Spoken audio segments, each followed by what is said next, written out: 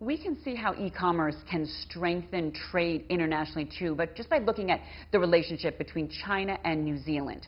In fact, throughout the coronavirus pandemic, trade ties between these two countries have remained strong, mostly due to online platforms. And New Zealand hopes that its recently updated free trade agreement with China will boost exports even further. CGTN's Owen Poland reports. You can get virtually anything you want, anywhere, within a few taps on your phone.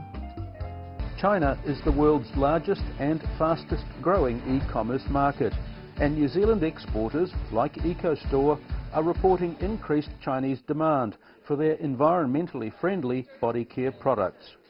Consumers are really thinking about, making sure they've got clean hands, clean clothes, making sure you've got antibacterial. So all of these trends are also having a really strong impact. And it's not just body care. One of New Zealand's largest meat exporters has had a surge of online interest from China during the pandemic.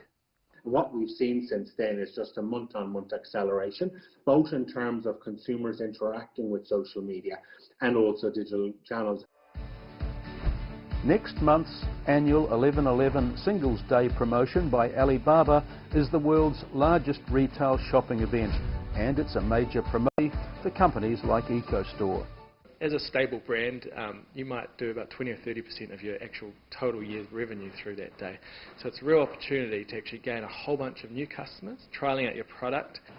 And Alibaba says that more New Zealand companies are now taking part. If you are a brand that is selling to the Chinese consumer, you really must be part of that. New Zealand's Ministry of Foreign Affairs and Trade says the increasing importance of e-commerce in China will create more opportunities for New Zealand exporters.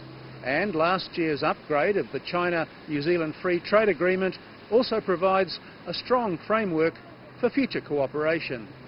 New e-commerce trading arrangements will reduce paperwork and help fast-track exports into China.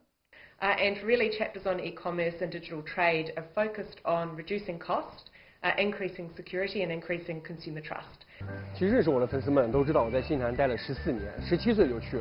Chinese influencers like Tiger are also being used to increase online sales of New Zealand products. Live streaming almost needs to become, or influencers as you mentioned, needs to become part of the kind of marketing DNA for New Zealand companies going to China and reaching Chinese consumers. And with New Zealand exports to China already rising by 7% in 2020, the growing e-commerce market looks set to strengthen the relationship with our biggest trading partner. Owen Poland, CGTN, Auckland.